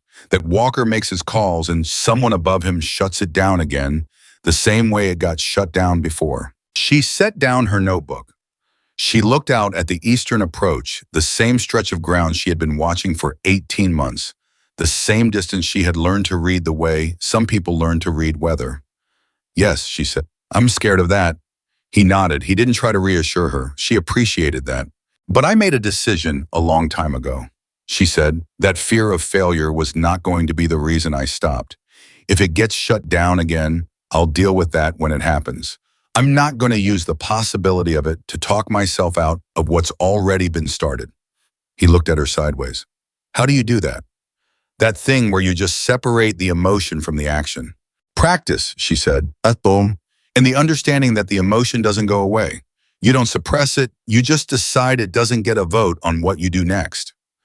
He thought about that for a long time. On the other side of the base, in a secure communications room that was not typically used for personal calls by visiting generals, Nathan Walker was having conversations that he would not document in any official log. He had been in the military long enough to know when documentation helped and when it created a paper trail that the wrong people could follow. This was the latter kind of situation. He made 3 calls in the first 12 hours. The first was to a retired intelligence officer he had known for over a decade, a man whose career had ended quietly, which in that world sometimes meant it had ended honorably and sometimes meant something else. Walker trusted this man's read on institutional politics the way he trusted his own read on terrain. He told the man carefully and without using names what he had learned in the command center. He described the operational designation. He described the review status designation. He described the civilian in the room who had no identification. The retired officer was quiet for a long moment. Then he said, "Nathan, the civilian without identification, was he approximately 50, thin-faced, spoke with a slight regional accent, Georgia, maybe South Carolina?" Walker said, "I wasn't there. I'm describing what I was told." Another pause. "The operational designation you mentioned, Ghost Meridian. I've heard that name once before in a context that I was told to forget." "I did not forget. I want you to understand that what you're touching is not small." "I know," Walker said. "Do you know why it was buried?" "I have a theory." "Your theory," the retired officer said, "is probably correct, and the people who buried it are still active. Some of them are in positions that make them difficult to move directly." He paused again. "But not impossible. Not if you come at it from the right angle." "What's the right angle?" Walker said. "The network," the retired officer said. "You said the convoy designation this morning matches the secondary network from the original operation." "That's what she told me." "If that's true, if the network is demonstrably still active 3 years after it was supposedly compromised by an unauthorized engagement, then the justification for the burial collapses. You can't claim operational damage and then have the operation still be running. That's not a technicality, that's the structural case." Walker had already understood this, but hearing it confirmed by someone with this man's experience settled it into something more solid. "I need the documentation from her side," Walker said. "Her logs, her research, whatever she's been compiling." "Get it. And Nathan, be careful about who you copy on anything written." "I know. I'm serious. The people who close this file the first time are not going to be happy that it's opening again." Walker said, "Good." He ended the call. He sat for a moment in the quiet of the secure room, And he thought about Avery Collins standing at attention in his command center, telling him about 11 soldiers who came home and about the 2 officers and the civilian who sat across from her and told her that saving those soldiers had been the wrong thing to do. He thought about the expression on her face when she'd said it, not the expression of a victim, not the expression of someone asking for pity, but the expression of someone who has metabolized an injustice so completely that they no longer need anyone to validate it. They know what it was. They know what they did. The opinion of the people in that room was simply irrelevant to those facts. He had met very few soldiers in his 30 years with that quality. He picked up the phone and made the second call. Avery didn't know about the calls in detail. Walker had told her 72 hours and had told her to keep her routine, and she was doing both. But on the second day, something changed at the base that she hadn't anticipated. Holloway came to the Eastern Post at 0700. She heard his boots and expected a professional update logistics, something about the Eastern Post protocols given the previous day's events. What she did not expect was for him to arrive with 3 junior soldiers in tow, all of them carrying notebooks, all of them clearly there at his instruction and slightly uncertain about what exactly they were there to do. Holloway stopped at the edge of the post. He looked at Avery. He looked at the Barrett.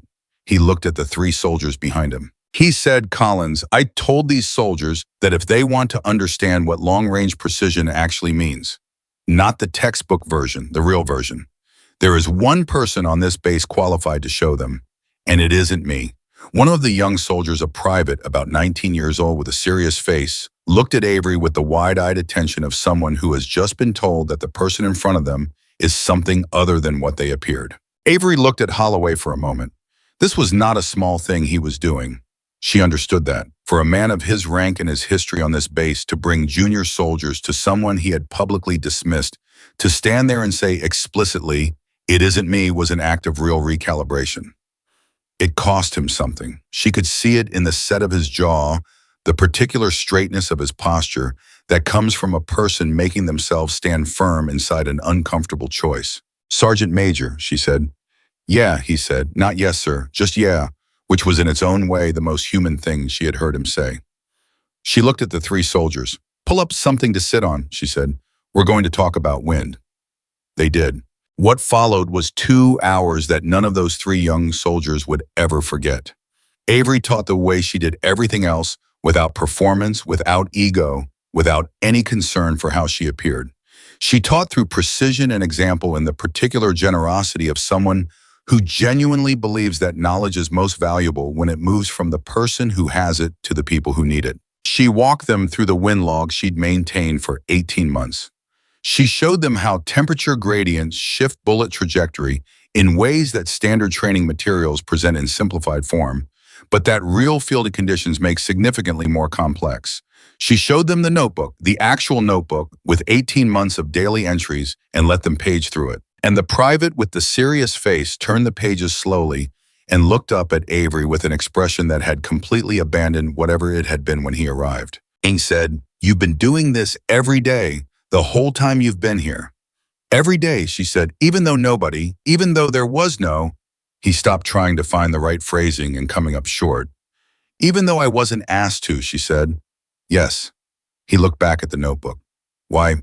"Because the shot doesn't wait for the conditions to be convenient," she said. "When you need to make it, you need to already know everything. Every day I don't run these numbers is a day I'm less ready than I should be." Holloway was standing slightly apart from the group listening. His expression was doing something that took Ethan, who had come by to observe, a moment to identify.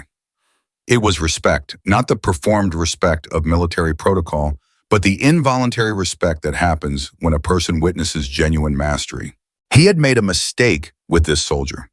He knew it fully now, in a way he hadn't fully known it even in the corridor outside the command center the previous day. He hadn't just underestimated her. He had actively worked to limit her, to redirect her, to use his authority to push her toward the door. And she had stayed. She had stayed and she had continued, and she had been better than him every single day, and he had simply been too certain of what he already knew to notice. That understanding lived in him now as a specific weight in his chest. It did not feel like defeat. It felt like correction. And correction, even when it's painful, is how a person who is fundamentally serious about being good at their job grows. Sergeant Collins, he said. She looked at him. Tomorrow morning, I want to bring 8 more soldiers, if you're willing. She held his gaze for a moment. 6, she said. 8 is too many for the quality of instruction to stay high. 6 at a time, and they rotate. He almost smiled. 6, he agreed. She nodded once. He left with his 3 soldiers, all of whom were still looking back at her as they walked away. At 36 hours into Walker 72, the second thing happened that Avery hadn't anticipated. A message came through the base communication system, routed through official channels but flagged with a personal identifier that was unusual enough that the communications officer brought it to Avery directly, rather than routing it through standard delivery.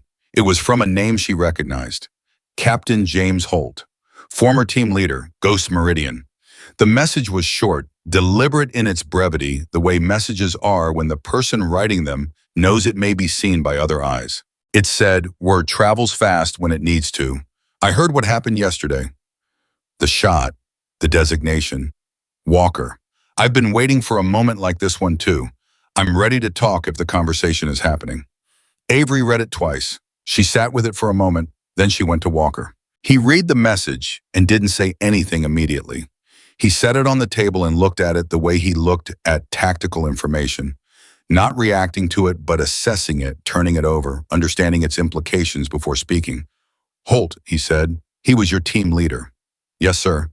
He filed the original after-action report. "Yes, sir." "And his records were adjusted after the fact." "Yes." Walker picked up the message again. "He says he's ready to talk. That means he's been waiting for authorization. Someone or something that told him it was safe to come forward." He looked at her. "That someone is probably you. What you did yesterday." The shot, the conversation, it moved through networks faster than Fort Liberty Ridge's official channels.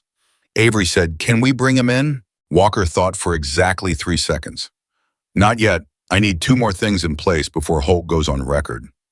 If he comes forward before the structural case is ready, the same mechanism that buried the first file can move on him. He has a family." "I know," she said. "Tell him to stay ready. Tell him 72 hours from this message." She wrote back to Holt.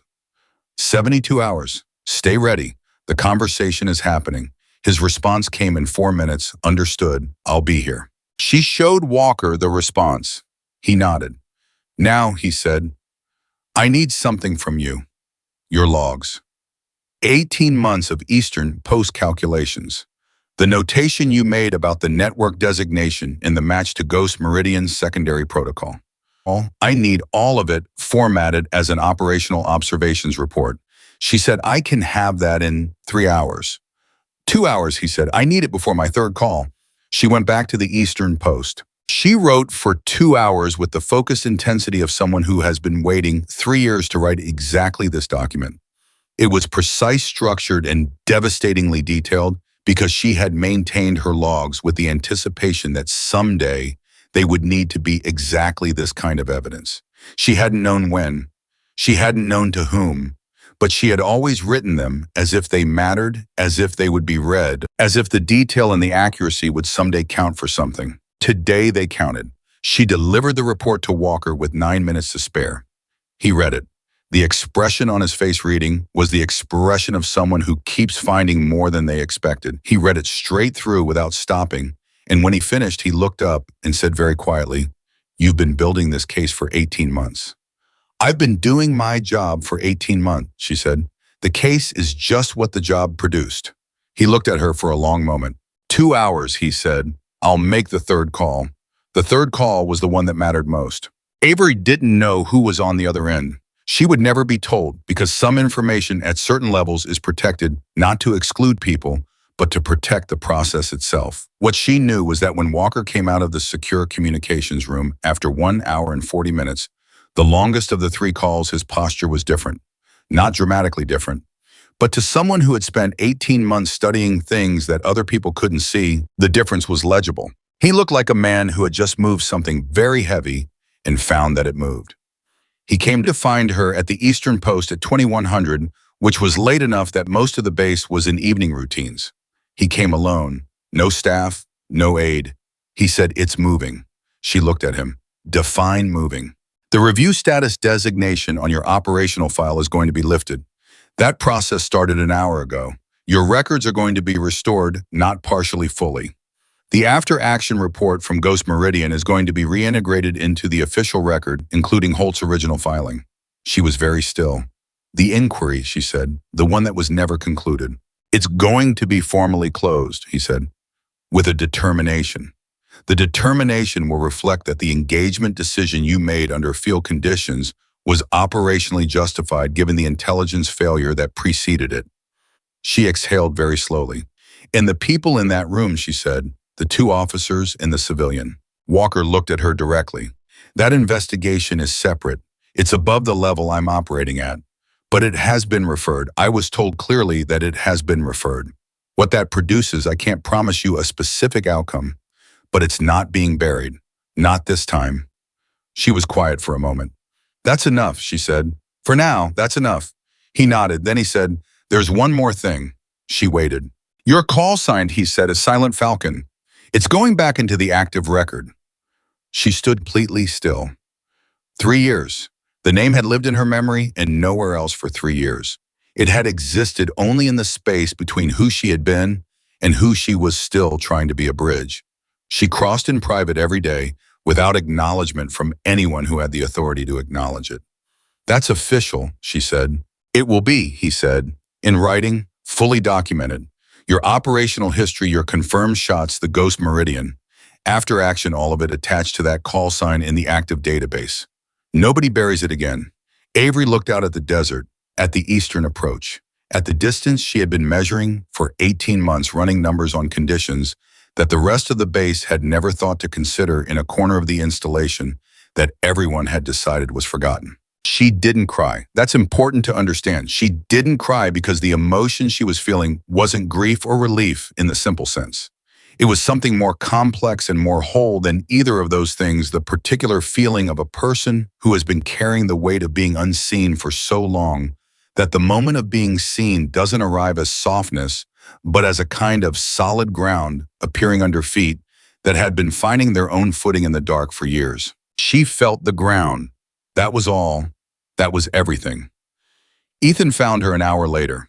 He had seen Walker leave the post area and had waited what felt like a respectful amount of time before making his own way out there.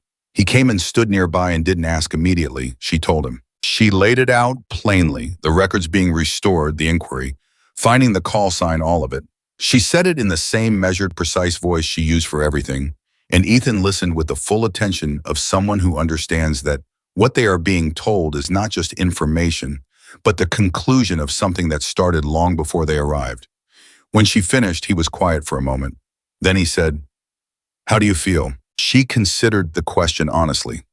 "Like I can breathe in a way I forgot was possible." He nodded slowly.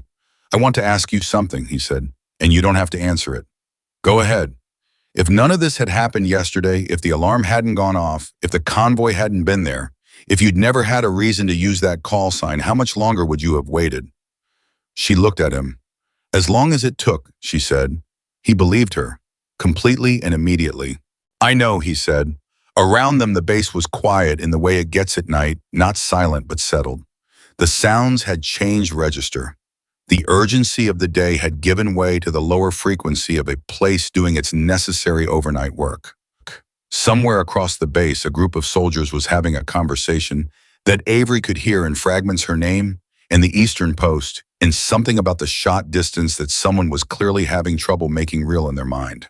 "It's going to change things here," Ethan said. "For you, the way people see you." "I know. Is that okay?" She thought about it.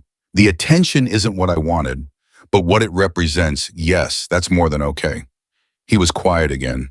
Then, "What did you want when you think about what this was all for? What did you actually want to come out of it?" She had thought about this before. She had thought about it in the long, quiet months at the Eastern Post, in the particular internal conversations that people have with themselves when the external world has decided not to engage with them. She knew the answer. "I wanted it to be on the record," she said. "Not for me exactly, for the decision I made, for the 11 people who came home. I wanted that decision to exist officially as the right decision. Because if it only exists in my memory, then the people who buried it win a certain kind of argument forever.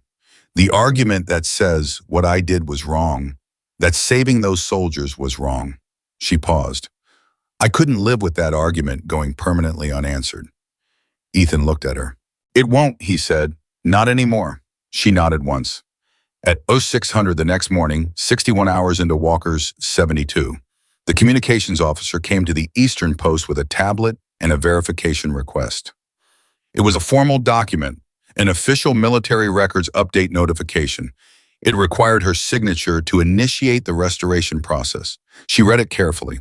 The language was precise and official and bureaucratically dense, in the way military documentation always is, but underneath the procedural language. What it said was simple. We are acknowledging that what existed in your file was incomplete. We are correcting it. Your operational history, your designations, your confirmed actions, they are being restored to the official record. She signed it. The communications officer left. She picked up the Barrett. She ran her morning check barrel bolt scope receiver the same way she had run it every morning for 18 months. The same ritual, the same care, the same deliberate, unhurried attention that she had given it on every single day that no one was watching. Then she opened her notebook and wrote the date and the time and the wind reading. 8 knots southwest, consistent, temperature gradient, north bias moderate. She wrote it the same way she had written it on every other morning. Because the shot doesn't wait for the conditions to be convenient. And because some habits built in the dark deserve to be carried into the light exactly as they are unchanged, unperformed, exactly as precise and exactly as serious as they were when nobody was there to see them. That was Sergeant Avery Collins. That had always been Sergeant Avery Collins. And now finally the record agreed. The 72 hours ended on a Tuesday morning. Avery knew it before anyone came to tell her because Walker's helicopter was still on the pad, and Walker was the kind of general who did not let helicopters sit idle when there was nothing left to be done.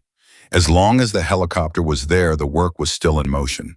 She had been watching it from the Eastern Post the way she watched everything quietly, accurately, without letting observation become anxiety. When the communications officer came at 0830 with a second document, she was not surprised.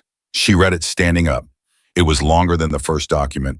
More sections, more signatures, more of the layered procedural language that the military uses when it wants to make something permanent. But the core of it underneath all of that language was 4 things. First, her operational file was fully restored. Everything. The Pacific Theater evaluation, the formal recommendation for Tier 2 assignment, the Ghost Meridian after-action report, including Captain Holt's original filing and the signatures of the 11 operators she had pulled out of that ambush. All of it was back in the active record, attached to her name, attached to her service history, permanent and unredacted. Second, the review status designation had been formally closed with an official finding. The finding stated that the engagement decision made during Ghost Meridian was operationally justified under field conditions, given the confirmed intelligence failure that had preceded it.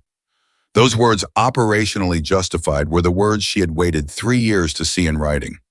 Not because she needed someone else to tell her she had been right, but because the official record is what travels after a person is gone, and she had refused to let a false record be the thing that outlasted her. Third, the call sign Silent Falcon was reinstated in all active military databases with full attribution to Sergeant Avery Collins, along with her confirmed shot history and operational record. Fourth, and this was the one she had to read twice, her rank was being reviewed for advancement, effective immediately based on her operational history and confirmed capabilities now reflected in the restored file. She signed the document. She handed it back to the communications officer, who looked like he was attempting to be professionally neutral about something he was personally very much not neutral about. He said, "Congratulations, Sergeant Collins." She said, "Thank you." He left. She stood at the Eastern Post for a moment with no notebook in her hands, no Barrett to check, nothing to calculate. Just standing, just being a person who had just signed a document that changed the shape of the last 3 years. Not what had happened in them, but what those years would be called from this point forward. They would not be called lost. They would not be called wasted. They would be called the years she spent becoming undeniable. She picked up the Barrett. She ran the morning check. Barrel, bolt, scope, receiver. Some things don't change because the world changes around them. Ethan found out from the communications officer, before Avery had a chance to tell him, and he came to the eastern post at a pace that was technically not running, but was very much the pace of someone who wants to run but is maintaining professional composure by a narrow margin. He arrived at the post and looked at her face for 1 second and said, "It went through." "All of it," she said. He exhaled. It was the kind of exhale that carries a week's worth of held breath. "The call sign," he said, "active record, full attribution." He stood for a moment, and the expression on his face moved through several things quickly. Relief, then something fuller and quieter than relief. Then the particular look of a young soldier who has just watched someone receive something they should have had all along and feels on their behalf the full weight of what the delay cost.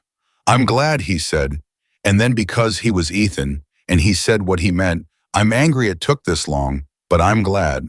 "Those two things can both be true," she said. "Yeah," he said, "they can." He was quiet for a moment. "Then what happens now for you?" "The rank review takes time. The bureaucratic part always takes time. But Walker told me the process is moving and he's not leaving it to chance." She paused. "And Holt is coming in. His statement goes into the record formally. His after-action filing gets the standing it always should have had." Ethan said, "When does he arrive?" "End of the week." He nodded, slowly processing the timeline. "And the people who buried it, the two officers and the civilian," her jaw tightened slightly. "Under investigation. That's all I know and all Walker told me. He was careful about what he committed to there, and I understand why. Those things move on their own clock." "Does that bother you?" She thought about it honestly. "Not as much as it would have 6 months ago. 3 years ago, I was angry in a way that took up a lot of space. Now," she stopped, reconsidered. "Now I care more about the record being right than I care about the specific consequences for specific people. The record being right means the decision I made is officially recognized as the right decision. That matters more than anything else." Ethan looked at her. "You've changed." "I've grown," she said. "That's different from changing." He smiled. It was a real smile, not managed, not professional. Just a 22-year-old soldier who was deeply glad to be standing where he was standing. Walker found Avery at 1,002 hours after the document. He came to the Eastern Post himself, not through a messenger, not through the communications officer. He came directly walking across the base, in the full view of everyone, which was itself a statement, not a showy one, but a clear one. A general doesn't walk to a sergeant unless the sergeant is someone worth walking to. The base noticed. Soldiers who were within line of sight watched without making it obvious they were watching, which meant everyone was watching. Walker stopped at the post. "You've seen the documentation," he said. "Yes, sir." He looked at the Barrett, at the eastern approach, at the distance that had defined everything that happened here. "I want to talk to you about what's next," he said. "Mother rank review, that's process, it'll move. I want to talk about this post." She waited. "I'm recommending that the Eastern Observation Post be formally redesignated," he said. "It's going to become a long-range precision training position. Assign it instructor, dedicated range protocols, formal curriculum." He looked at her. "I want you to build the curriculum." She looked at him carefully. "Build it and teach it." "Build it, teach it, and run it. You would be the primary instructor. You would design the program based on your methodology, the wind logging, the temperature tracking, the calculation systems you've been developing for 18 months. All of it, structured, documented, replicable." She was quiet. "This isn't a consolation assignment," Walker said, reading her expression with the accuracy of a man who has had 30 years of reading soldiers. "This is a recognition of a methodology that produced results nobody else on this base could produce. I want other soldiers to learn what you know, the way you know it, not the simplified version, the real version." She said that would require changing how this base approaches long-range training fundamentally. "Yes," he said. "Some people here are going to resist that." He almost smiled. "Some people here already owe you more than they're comfortable admitting. That tends to reduce resistance." She thought about the 3 soldiers Holloway had brought to the post. She thought about the private with the serious face turning the pages of her notebook, slowly looking up at her with the expression of someone whose map of the world had just been redrawn. She thought about what it would mean for those soldiers to have access from the beginning of their training to everything she had spent years learning alone. She thought about what it would have meant for her at 22, to have had a teacher, like the teacher she could be now. Yes, she said, I'll build it. Walker nodded. Good. I'll have the formal designation paperwork started today. He turned to leave. Then he stopped and he did something that Avery had not seen him do in the entire time she had known him. He turned back around and he extended his hand. Not a salute, not a formal military acknowledgement. His hand to shake. She looked at it for exactly 1 second. Then she took it. He shook her hand firmly the way you shake the hand of someone you respect, not as a superior to a subordinate, but as one person to another who has done something genuinely remarkable. Silent Falcon, he said quietly. Sir, she said. He left. She stood at the eastern post for a long moment after he walked away, his footsteps receding across the packed earth of the base. The Barrett was in its case. The notebook was in her breast pocket. The wind was 8 knots from the southwest, consistent the way it had been for weeks. She thought about the shot, not the mechanics of it, not the calculation or the adjustments or the confirmation from the drone operator. She thought about the moment just before it, the 2 seconds of absolute stillness, when everything she had built in private, everything she had maintained without acknowledgement or audience came forward to meet a moment that demanded exactly that and nothing less. She had been ready. That was the whole story, really. She had been ready before anyone believed she could be. And she had stayed ready through every morning that passed without anyone caring that she was. That was the lesson. That was the thing she was going to teach. Captain James Holt arrived at Fort Liberty Ridge on Friday. Avery saw him from across the base before anyone introduced them. A lean man in his mid-30s carrying himself with the particular quality of a soldier who has been in the field enough times that it changes how they move through every space. He had a face that looked like it had processed a great deal and kept most of it internal. Their eyes met across the distance, and in the half-second of that meeting, there was an entire conversation that neither of them needed to speak out loud. The recognition of 2 people who had been on the same terrible night, who had been separated by the aftermath of it, who had each carried their part of it alone for 3 years, and who were now finally standing on the same ground again in a way that was officially permitted. He walked toward her. She walked toward him. They stopped a few feet apart. He said, Collins. She said, Sir. He shook his head slightly.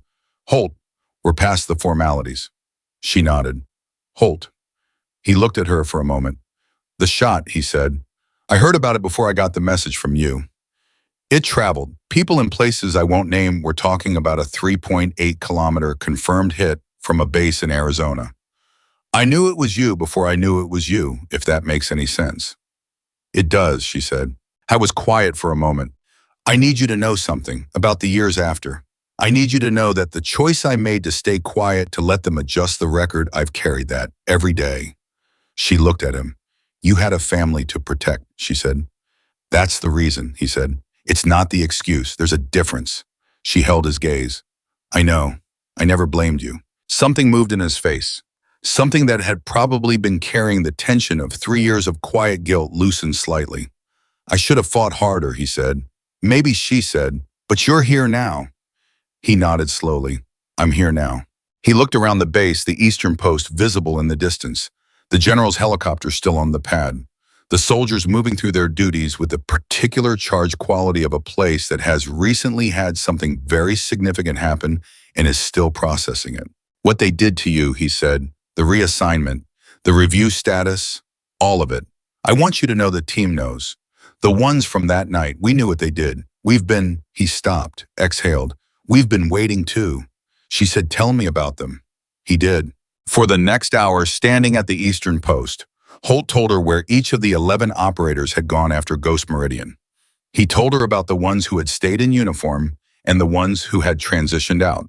He told her about the ones who had families, now kids in school, ordinary lives built on the other side of a night they were never officially allowed to discuss.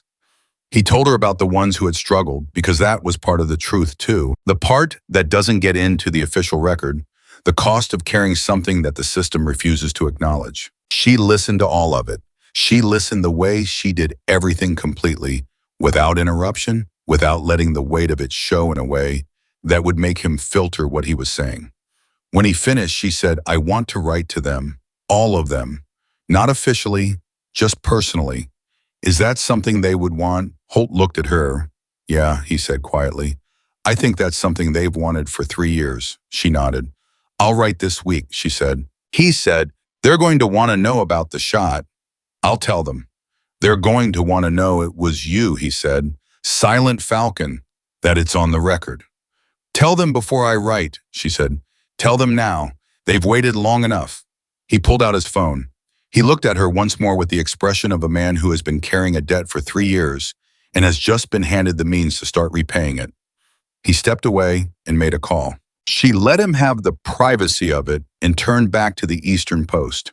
The twist came 3 days later, and it came from a direction nobody had anticipated. The investigation into the 2 officers and the unidentified civilian from that meeting 3 years ago had moved faster than Walker had indicated it might. Avery found out not through official channels but through Holt, who had heard from a contact in a position to know who told him to pass it along. One of the 2 officers, the senior one, the one who had done most of the talking in that room 3 years ago, had submitted a voluntary cooperation statement to the investigation. He had confirmed in writing the existence and content of the meeting. He had confirmed the civilian's presence. He had confirmed that the review status designation on Avery's file had been applied not through standard procedure, but through a direct instruction from above the officer's pay grade, with the explicit purpose of preventing the Ghost Meridian engagement decision from entering the official record. He had named the civilian. Avery didn't know the name. It meant nothing to her directly, but Walker, when she brought it to him, went very still in the specific way of a man who recognizes something significant. He looked at the name for a long time. Then he said, he's no longer in government. Does that matter, she said. For prosecution. That's for the legal process to determine. For the record, he looked at her. No, it doesn't matter at all. The record doesn't care where someone is now. She said, will it go anywhere? Walker said, it's already going somewhere. That's why he cooperated, because he understood that it was going somewhere with or without him, and cooperation is the only card he had left to play. She absorbed this. So it's actually over, she said. Not a question exactly, more like a person testing whether a floor will hold their weight before fully stepping onto it. The burial is over, Walker said. What comes next is different. What comes next is the record doing what the record is supposed to do, existing, being accurate, being permanent. She nodded slowly. There are going to be people, she said, who hear the story and focus on the wrong thing, who make it about the shot, the distance, the technical achievement, and miss the actual point. Walker looked at her. What's the actual point? She said it simply, directly, without performance.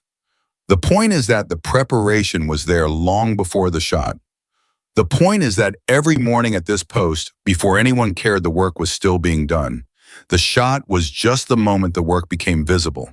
The work is the story, not the shot. Walker was quiet. Then he said, that's what I want in the curriculum. She looked at him. Not just the technical methodology, he said. What you just said, the philosophy underneath the skill, because skills without that foundation are just skills. With it, there's something that lasts. She thought about the private with the serious face turning the pages of her notebook. She thought about what it would mean for that soldier to start his career with that understanding already in place, to start knowing that the invisible work, the unwitnessed preparation, the daily discipline of maintaining a capability that no one is currently asking for, that all of it matters, that all of it counts, that the moment it's needed will come, and when it comes, you will either be ready or you won't, and the difference will have been made in all the days before. I'll put it in the curriculum, she said. He nodded once. He left. She opened her notebook and wrote it down. Not as curriculum language yet, just as the thing itself, in her own words, the way she understood it. Holloway came to the Eastern Post that afternoon with 6 soldiers as they had arranged. He had been doing this every morning for 4 days now, and each time he came, the soldiers he brought were different ages, different experience levels, different specialties, all of them coming.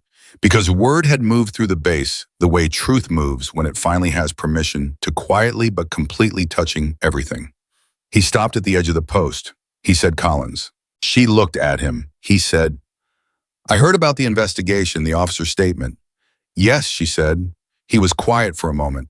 When I think about what they did to you, the mechanism of it, the precision of it, he shook his head. I've been in this uniform for 22 years. I've trusted this system. And when I think about what that system did to you, don't, she said. He looked at her. Don't do that, she said. The system is the people in it. Some of those people did something wrong. Other people in the same system are fixing it right now. Walker is in this system. Holt is in this system. You're in this system. She paused. I'm in this system. The system is not the enemy. The enemy was specific people making specific choices. Don't let your anger at them become a reason to abandon what's worth keeping. He looked at her for a long moment. How are you not angry, he said. I am angry, she said. I've been angry for 3 years. But I learned how to carry it without letting it make my decisions for me. She looked at the 6 soldiers standing a respectful distance away, watching this exchange with the wide, absorbing attention of young people in the presence of something real.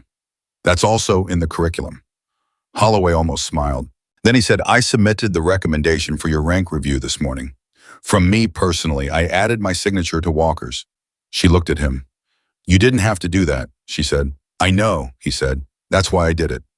She held his gaze for a moment. Then she said, thank you, Sergeant Major. He nodded once with the particular firmness of a man who is not going to say you're welcome because your welcome would make it too small. He stepped back and nodded at the 6 soldiers.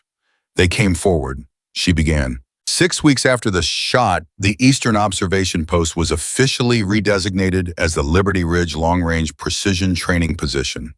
There was a small ceremony, not elaborate, not theatrical, just a formation and a reading of the designation order, and a few words from Walker, who had returned to the base specifically for this. The kind of ceremony that military culture does when it wants to mark something without making it a performance.